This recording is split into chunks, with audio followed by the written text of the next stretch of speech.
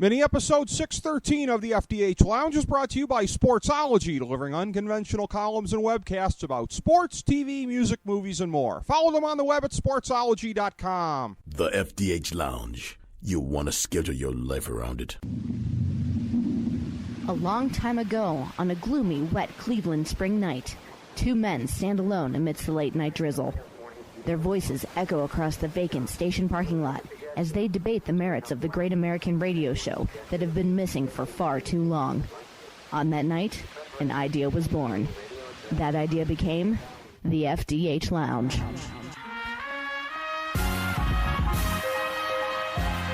Welcome to the FDH Lounge. Hello, everyone. Welcome to FDH Lounge mini episode number 613. It's your favorite football talkers anywhere. Rick Morris and Kyle Ross, your FDH Lounge dignitaries, breaking down NFL Week 5 for you. This is the third card in a row that I really, really hate, but the last 2 weeks I've been saying that, and I'm treading water. I was 9-6 last week, 2-1 on my big three, 1-0 on my lock for the year. Off to probably my best start overall for the year, maybe ever. 35, 27-1, highly profitable. 7-5 on my big three, 2-2 on my locks, shockingly enough. Kyle, you at 4-2 last week, 15-9 for the year. And I just want to say the warm, welcoming strands of Jackal bringing us in this week. That's all for you, my friend. Yes, the Lumberjack. The only song in history that made me call Dial MTV, and I'm really sounding old when I make a Dial MTV reference there, but the only song that ever made me dial it, you actually had to, pay. I mean, anyone under the age of, 25 would just vomit on themselves when they probably learned that there was a time in life when some of us would pay 99 cents to call MTV to desperately request a video. And I did with the Lumberjack. It was Christmas Eve, either 91 or 92, I can't remember. And it made number 10 that day, Ricky. It got on. I think my one vote got it on at number 10. So a memory that I will never forget and a song that will stay in my heart for years to come. Well, you know what? I'll have to add the Lumberjack to the rotation here possibly as well. We'll have to do that. But, had to do something here in honor of your fine start to the season, 15-9 thus far. And a card that I know, yet again, I don't think you hate as much as I do. No, and what's interesting is that I'm going with three favorites. I have 5 recommended plays this week. 3 are favorites. It's very rare for me, and somewhat ironic on the heels of your Monday night text to me where you stated, quote, I'm beginning to grasp the benefit of these ugly dogs as the Detroit Lions came through for me to ensure a winning week. So, anytime I can change your constitution, Rick Morris, or should I say amend your constitution, wow, my work has been done here. So, I still don't think we're talking the same language because I think for me it's the cynicism of a fix. Russell Wilson conveniently just dropping that football out of nowhere when it looked like Detroit had no chance of covering. Ricky, don't make a fool of yourself. And why would Russell Wilson be on a fix 6 weeks after he signed some gigantic contract? Because I'm sure he really cared about that. You know why he fumbled the ball? Because he leads the league in fumbles and his offensive line stinks. That's why he fumbled the ball. I don't think you're going to like my take on the fumble that won them the game either, the fumble that Megatron had there. As far as getting batted out of the end zone, maybe if the Seahawks played a little less street ball, maybe if they were a little less concerned about what's going to look cool on a vine and actually dived on a football in the end zone, come on. He either recovers the ball or it goes out of the back of the end zone. This whole thing, he batted the ball to try to look street. You know it, Kyle Ross. Atrocious. I mean, it was a wrong call, but that's a wrong take too. He didn't. I was as shocked as my main man Ray Lou. Speaking of the streets, on Monday Football, I thought it was fine. I mean, when he did it, it seemed awkward, but I was like most of the commentators after the game who thought that was no different than when you see the punter kick the ball to the back of the end zone. I did think what he did, I'm like, I guess Detroit got to get the safety then?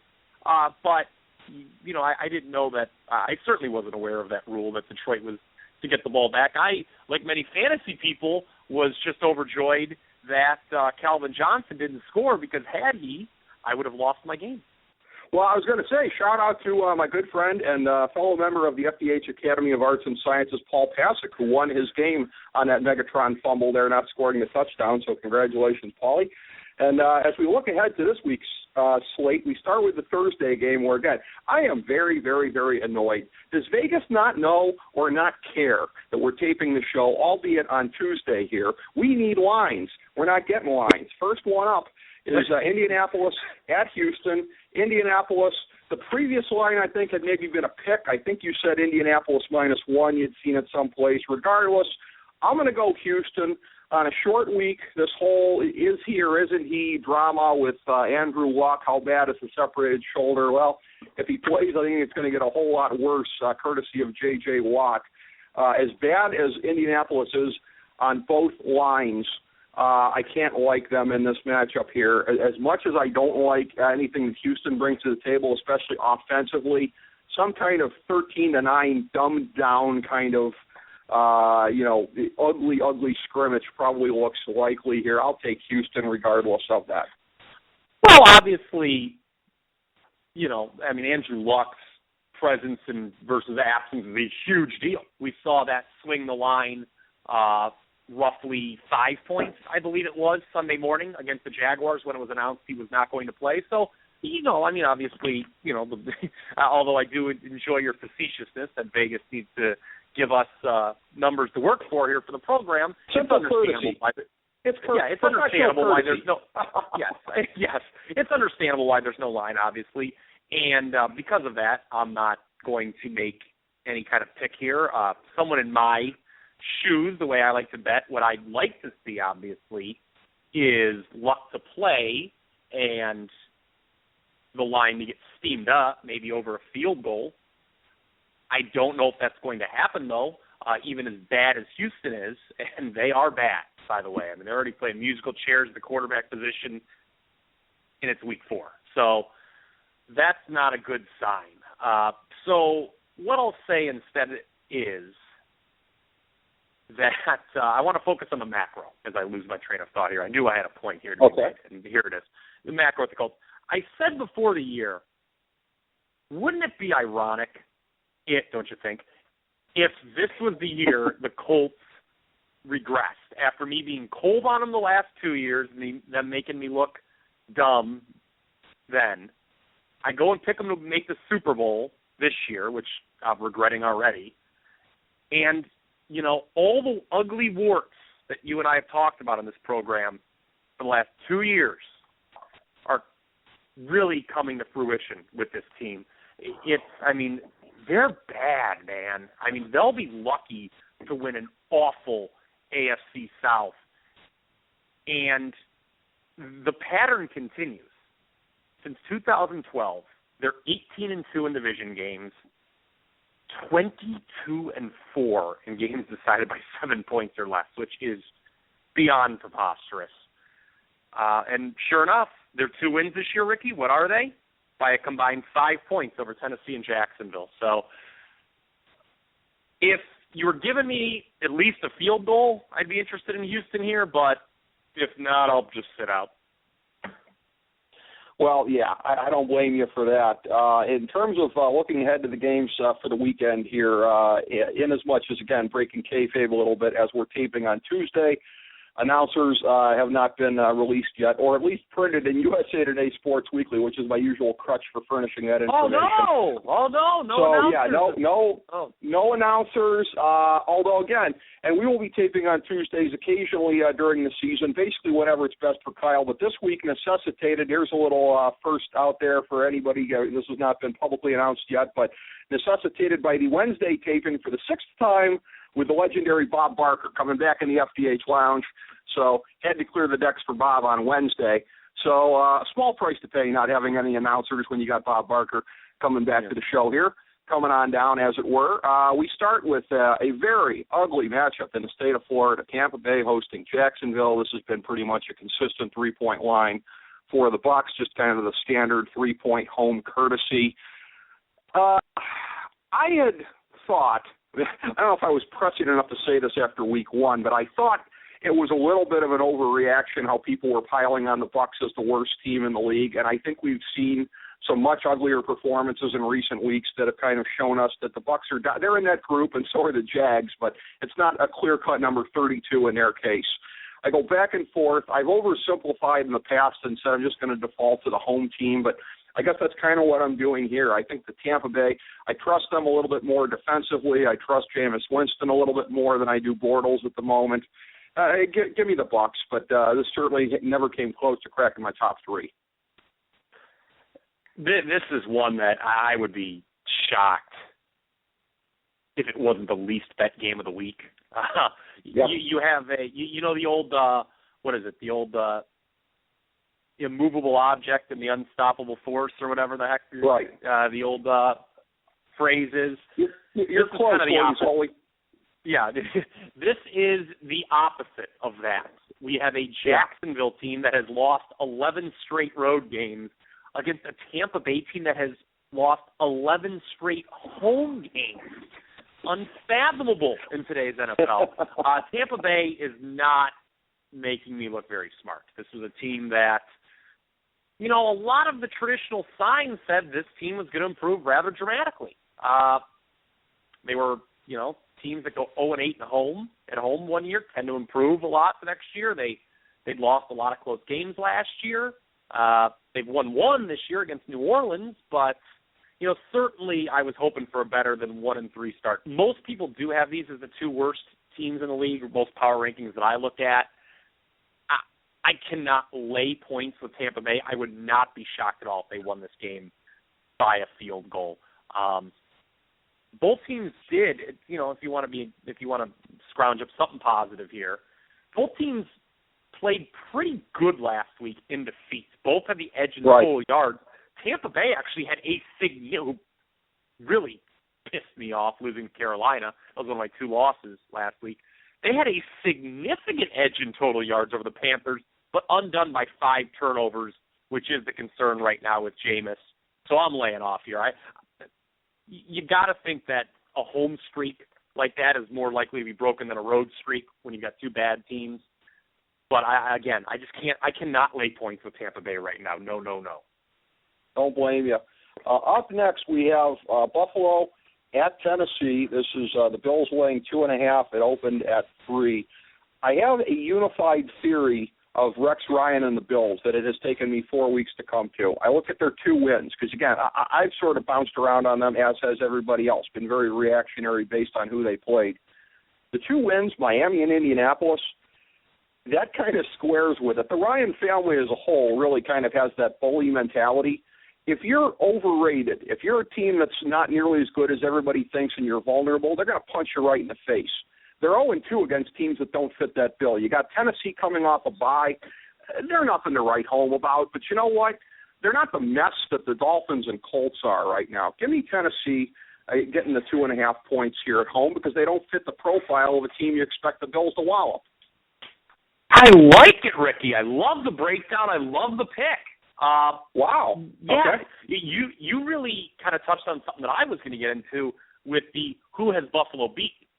There was a lot of excitement coming off the win over, particularly the Week 1 win over Indianapolis.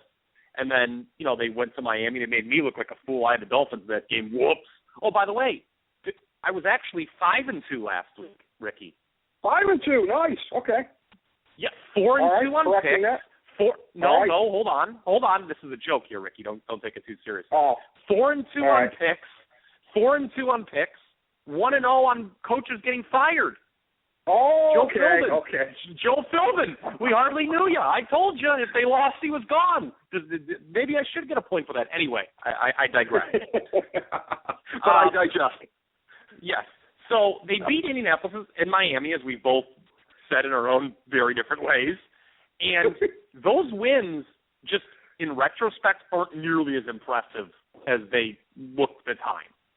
Right. It's kind of like a college thing, because college so much about is made of impressive wins, and I think there's a lot of lazy pollsters who don't reevaluate wins. I mean, you see an example, if I can go way off the deep end here for you, Ricky. Michigan State beats Oregon, everyone's, doing cartwheels in East Lansing over that win.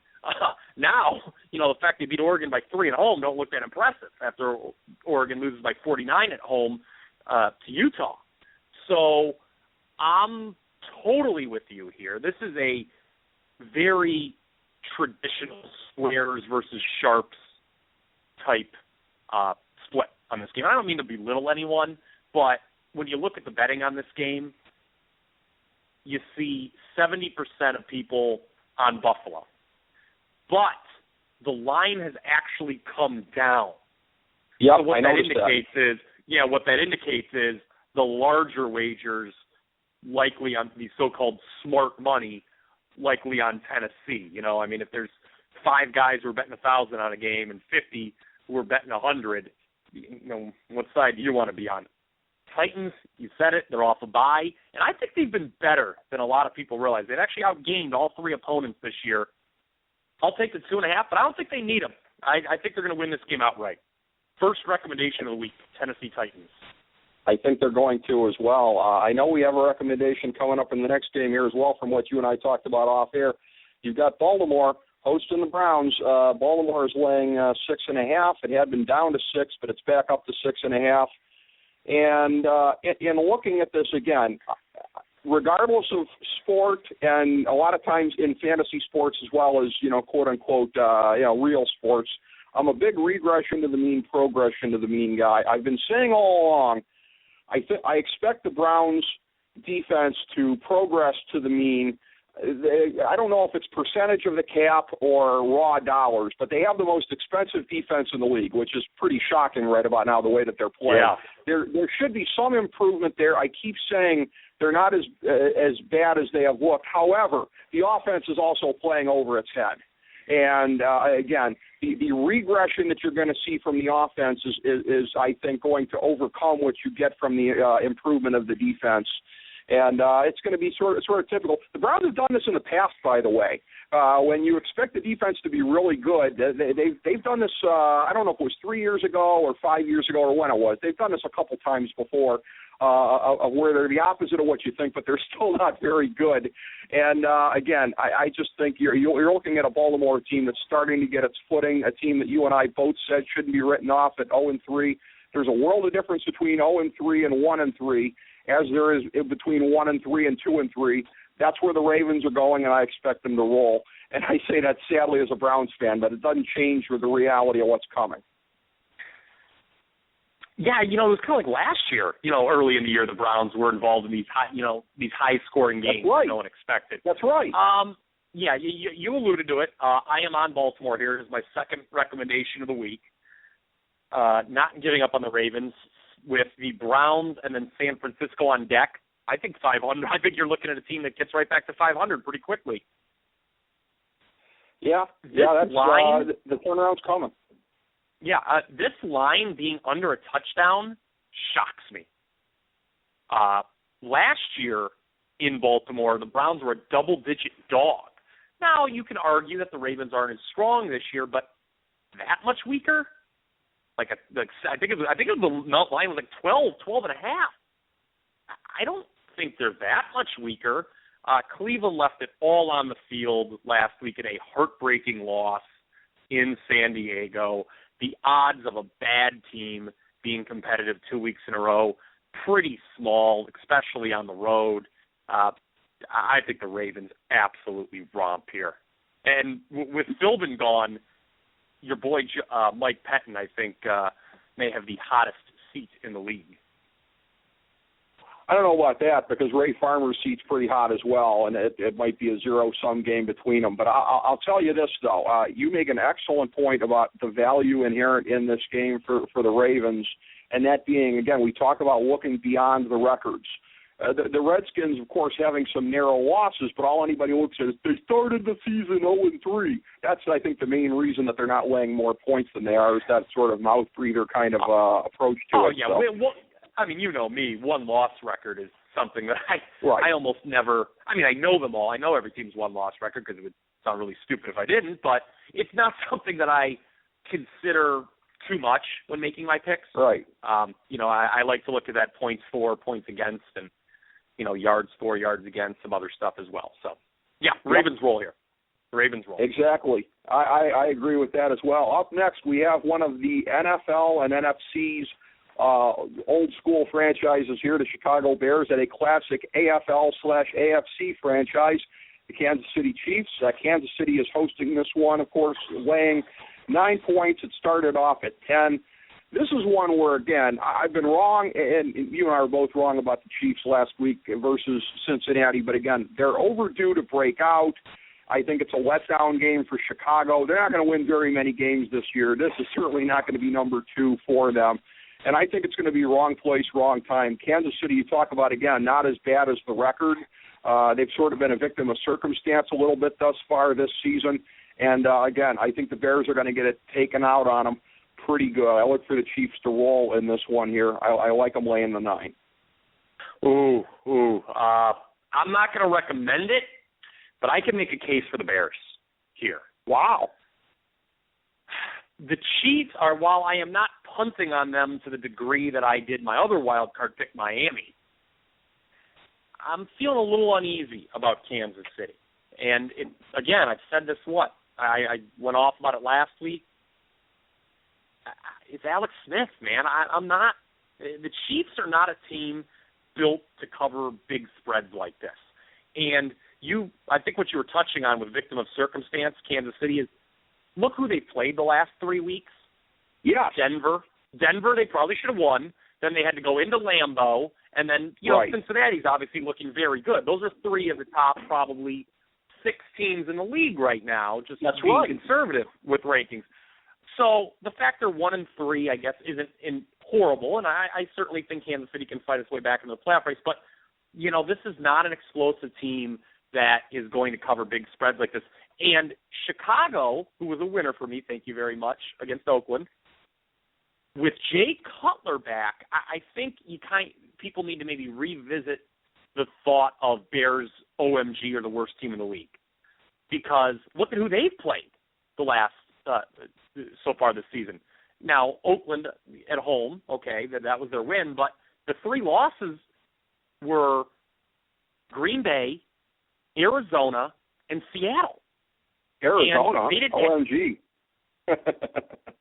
Yeah, and they didn't have Jay Cutler for half of those 3 games. Remember, he left fairly early in the Cardinals game, and they played Green Bay tough, only lost that game by a touchdown, and they were trading touchdowns with Arizona in week 2. Clausen's obviously awful, but, Cutler's back. Jeffrey could be back. I think the Bears can stay with the Chiefs in this game.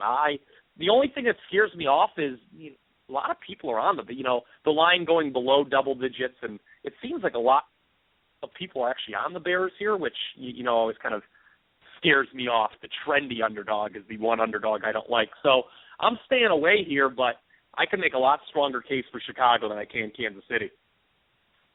Interesting. Okay. Up next, we have a game where a team that lost in the playoffs 2 years ago will be looking to avenge that. It is the Eagles hosting the Saints.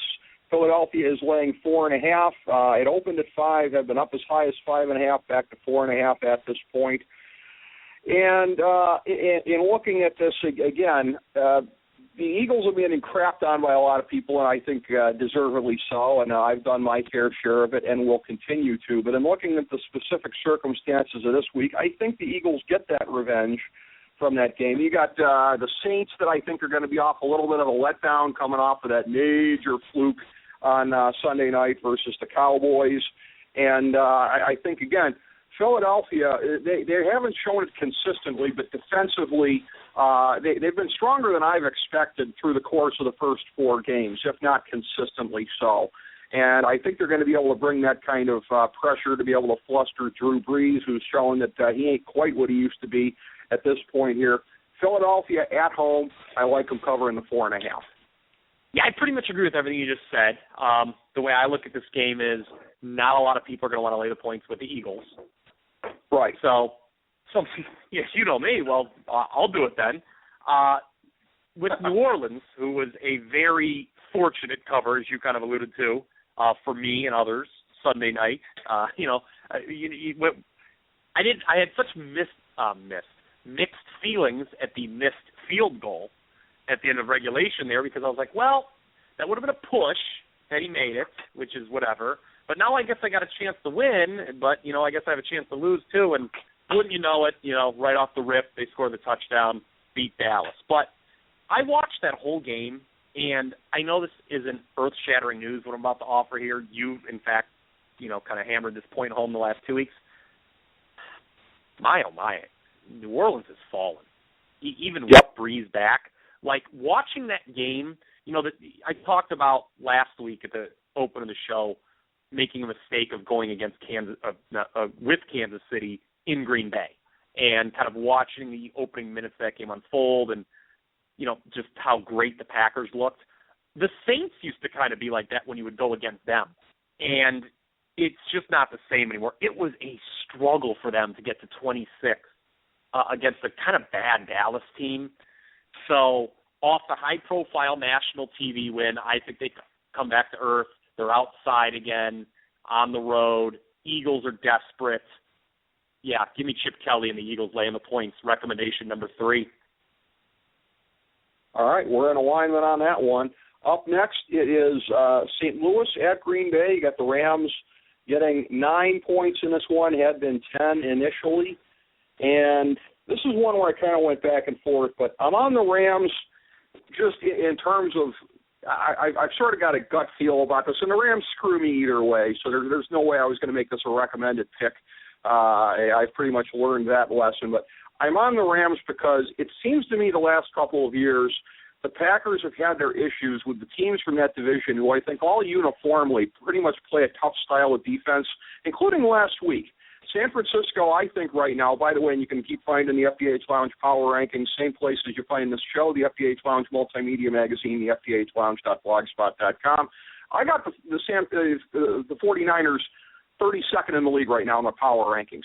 Green Bay still only put up 17 on them. It was a struggle. I had Green Bay last week as my lock, but I was sweating that one a little bit more through the course of the game than I thought I was going to. It's just a residual of what San Francisco used to be that was still kind of slowing down Aaron Rodgers. He's been on this incredible roll at Lambeau. It's got to end at some point. I realize the flaw in that theory.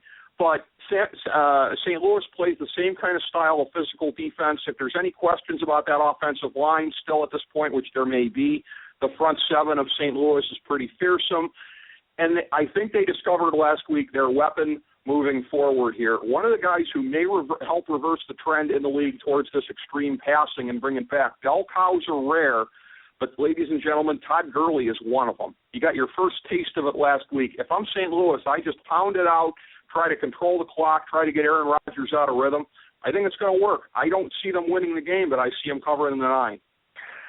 This was an easy one for me to punt on. It always seems like games that you start off with, well, I went back and forth on this one, are ones that in my head I'm like, yeah, I have no interest in playing this game. Green Bay, look, I think I just said it, 2 minutes ago? I don't want to go against them at Lambeau. They are just incredible. Last week was on the road. My heart goes out to 49er backers because that game was yours for the taking. All you needed was kind of some garbage touchdown, and Kaepernick couldn't even generate that. The thing with the Rams that I'd be concerned about is their very predictable pattern of following up an impressive win with a no-show. And turnovers really helped them beat Arizona last week. And if they're not getting turnovers here, and Rodgers doesn't throw interceptions at home generally, you wonder, do they have the firepower to kind of keep pace?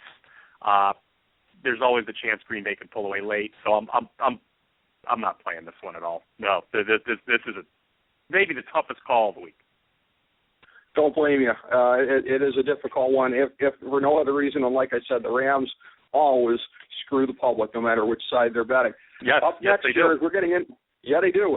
In the later games here, it's New England at Dallas. Patriots are laying 9 on the road. Had been 7 initially, moved to 7.5 now. Today it's 9. And again, I go back and forth on this one.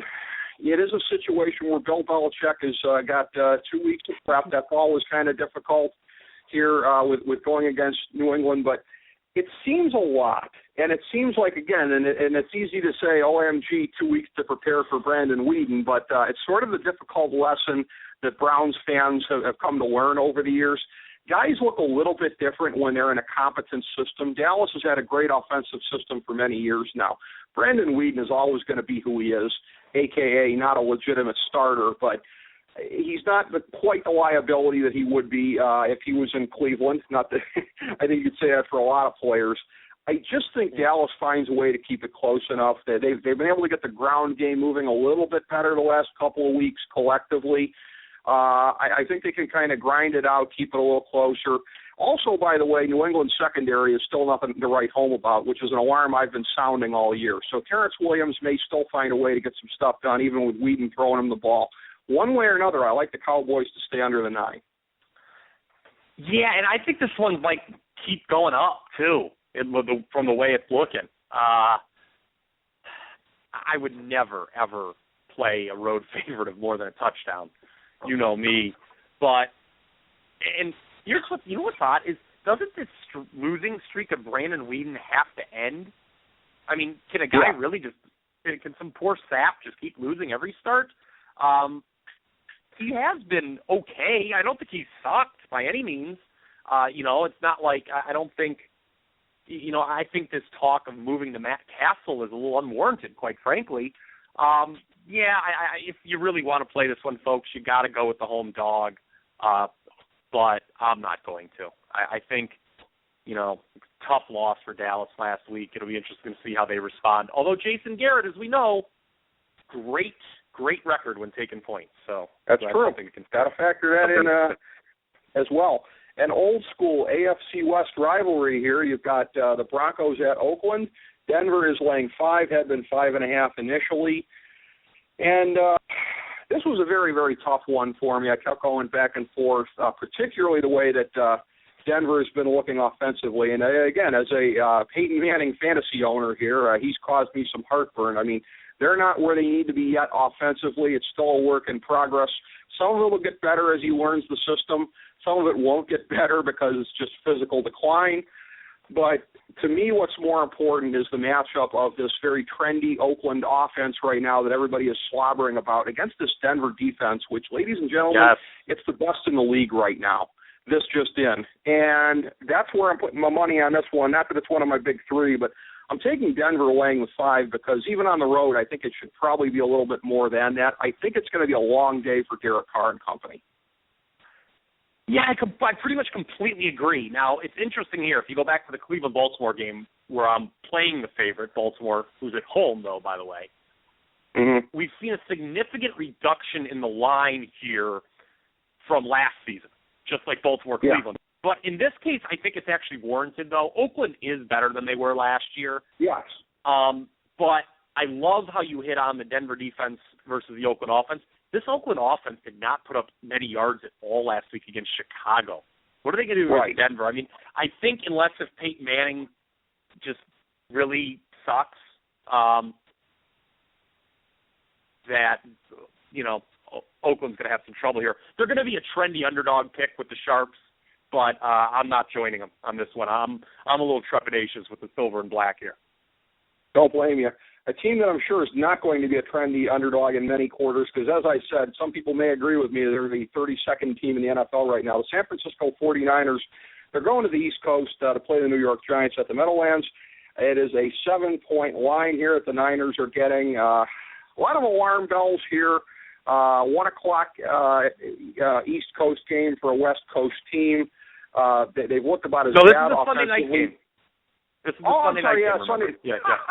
This is what happens when I have USA Today Sports Weekly in front of me. You were absolutely right, because I remember chuckling about that earlier in the day, like, ooh, I bet NBC wishes they could flex out of this one. So you're absolutely right. You know what? It just made me feel a little bit better about my pick with my boo-boo there that it turns out was an incorrect assumption. I'm on San Francisco in this one because, again, the Giants are just one of these schizophrenic teams, and it feels like this is the week we should be saying, OMG, they're for real because of what they did to Buffalo last week. But then again, as we covered before, is Buffalo really for real? How much does that win mean? So I sort of don't want to be weather vane guy on the Giants and jump on them after that win. San Francisco, I think it's going to be an ugly game. I think we're due to start seeing a few more turnovers from Eli Manning. I've been saying that for a little bit now. And San Francisco, say what you will about the rest of the team, they can generate the stray turnover here. I think the 49ers get under the number somehow. I'm feeling this is going to be an ugly game that the Giants probably win close, but under the number is what I anticipate.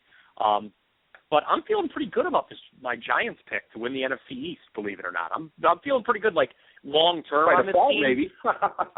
What's that? By default, maybe.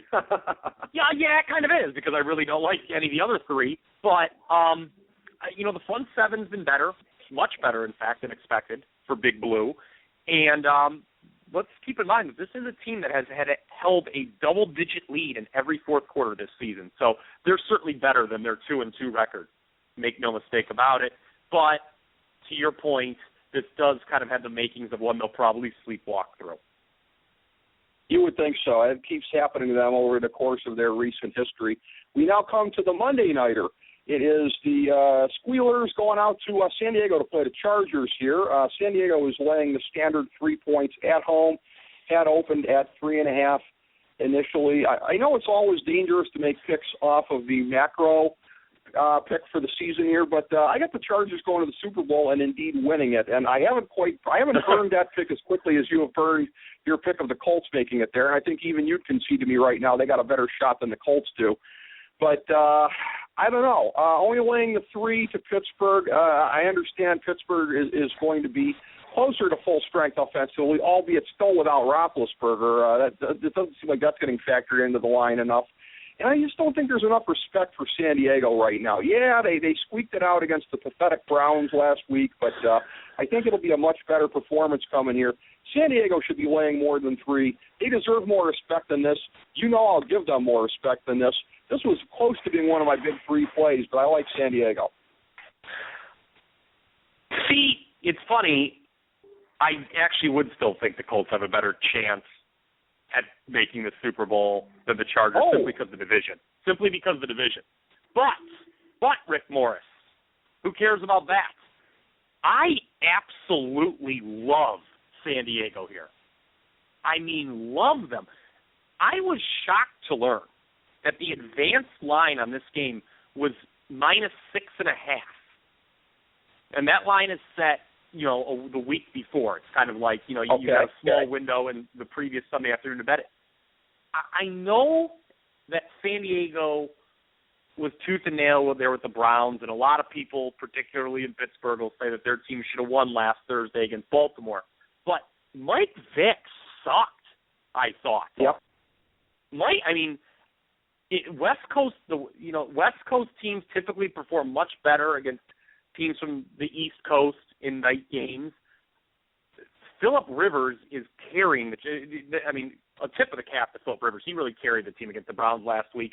I don't think much about the rest of the team. The offensive line's in shambles, but I think the Chargers absolutely roll here. I don't think the Steelers are very good at all with Mike Vick under center, and you're the one who always makes fun of the vanilla 3-point lines. Allow me to do it this week. This line is just wrong. I think the Chargers should be favored by way, way more. My third favorite of the week, by the way. How about that? How about that? You're getting to be more like me all the time. You're making fun of the 3-point vanilla home lines, picking favorites. We just got to get you into picking some road favorites here. Road favorite, Ricky, has to rub off on you a little bit. Maybe we'll get one of those out of you this year. I'd like to think so. No, I seriously doubt that's going to happen. But you never know. You never know. Although what's interesting, as we get to the big 3, where, again, I've been 7-5 through the course of the year, as we start to get into these, I have one that sort of smells like a Kyle Ross pick here, because I am going with the Redskins. We're getting 7.5. It had been 8 at the open. They are at the Georgia Dome to play the Falcons this week here. With the way that the Redskins have looked, again, defensively a little better than I thought they would look. Again, maybe not consistently so, but they proved against Philadelphia last week, as I said, that, they're not as bad at this point as I think, or as I thought they were going to be, quite frankly, as some other people thought they were going to be. And it's weird because Kirk Cousins is still a turnover machine, and the Falcons are pretty good at ball hawking. They play more bend but don't break and get the turnovers. But, you know, that's the kind of thing you can't count on in a given week here. And strangely enough, you'd think the confluence here is that Cousins is going to throw 12 INTs. I just don't see it. I think that this is a week where the Falcons don't get the turnovers that they've been getting recently. And if that's the case, Washington's not a bad team offensively. I think they can definitely stay within the 7.5. This is a Kyle Ross pick, as a matter of fact. Fifth and final recommendation. Love Washington get more than a score here. They're one of the select number of teams in the league that has outgained every opponent this year. I was shocked to see that. Kind of violating one of my own rules by going with Kirk Cousins off a win, but, you know, the points are generous here. So I think, you know, I'd be shocked if they pulled the outright upset. But Atlanta's maybe a little due to stub their toe. So give me Washington. Give me Washington plus the points here. I think that this will be a back-and-forth game. That's part of it. I think the Falcons are due to stub their toe, too. You wouldn't think that they'd lose outright, but, again, sometimes the first loss of the season is a shocking one. We move next to, again, a road favorite that I like. Imagine that road favorite Ricky likes team here. Boy. It's the Cards are laying 2.5 at Detroit. It had been 3 at the Open, and this is almost a why ask why pick for me. I mean, I'm going to just assume here. I'm going to rationalize that everybody is unduly down on Arizona after the loss outright to the Rams here, and that's why they're not laying more. But for a Detroit team that, again, now Detroit hung tough with Seattle, so maybe that's the overreaction there as well. Arizona should be laying more than this right now with the state of both franchises. It's not a why ask why. I'm going to be on the Cardinals. I hope they don't make me sorry. Yeah, I actually can't disagree with you here. Short week for the Lions, and we always talk about teams struggle the week after Seattle. I know it didn't hurt Green Bay that one game when I tried to sound really smart a couple weeks ago, but I think it will hurt Detroit here. Detroit is awful. There is nothing that they are, quote, good at when it comes to the sport of football. So right. I would be very afraid to take the home dog in this situation. I think so as well. I can't imagine there's going to be much, if any, action on them at this number. We come next to my 1,000-star gold-plated lock of the millennium for NFL Week 5. It's the Bengals. They are weighing 2.5 at home against Seattle. It had been 1.5 initially. And, again, the Bengals, I've been saying it, and your hero, Bill Barnwell, who actually, I say that facetiously, but I respect and look up to the guy a lot, too. He's with me. The Bengals, it's not just the eye test. The Bengals are legitimately much better this year. I saw that. I knew I was going to have to puff the balls with it when Barnwell got on the Bengals bandwagon here. Seattle on a short week, they're not going to be able to protect Russell Wilson against the Bengals front seven. Are you kidding me? Bengals may romp in this one, and you know that I'm a Seahawks hawk. No. First of all, I love the aggressive take of your hero, Bill Barnwell, coming right out of the gate there. I really enjoyed that. But you know, I don't know it, but I know people of your ilk, just like the Skim articles, just to have their own beliefs reaffirmed. I read the whole thing, by the way, and you'll note in there was a paragraph that I completely agree with. No surprise, because Bill Barnwell, while not my hero, I typically line up with him on many things in the sport of pro football. I am not buying this whole "this is a new improved Cincinnati" thing. I'm not. I think we've seen this before. We've seen them be impressive before.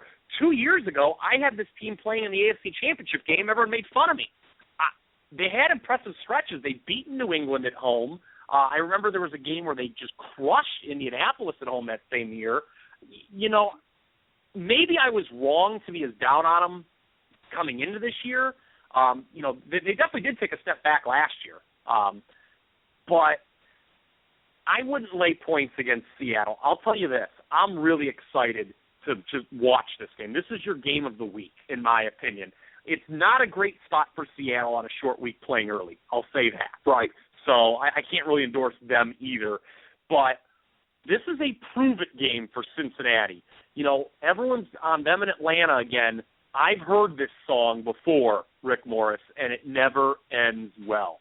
So, it just doesn't. I mean, I would put these teams, those two, a hair below New England, Green Bay, and maybe Denver, just because of past performance. When we convene for Week 6, we'll see who was right. As we bring the show to a close, we would like to extend our deepest gratitude to NBC, CBS, ABC, Fox, all Clear Channel affiliates, TNT, TBS, USA, UPN, Deadspin.com, YouTube.com, YTMND.com, MySpace.com, various blogs, Fox News, CNN, CNBC, MSNBC, IamBoard.com, Billboard.com, Google.com, ESPN, ESPN2, ESPN News, ESPN Classic, NBA TV, NFL Network, Sports Time Ohio, Athlon Magazine, Comedy Central, Cartoon Network, The Boomerang Channel, QVC, BET, The Spice Channel, Steno Notebooks, Manwich, Papermate Office Supplies, waitresses, strippers, bartenders, garbage men, janitors, microwave popcorn, the writers of The Office, Scrubs, Entourage, My Name is Earl, Oz, Metalocalypse and the Boondocks, Aquafina, and the Periodic Table of Elements.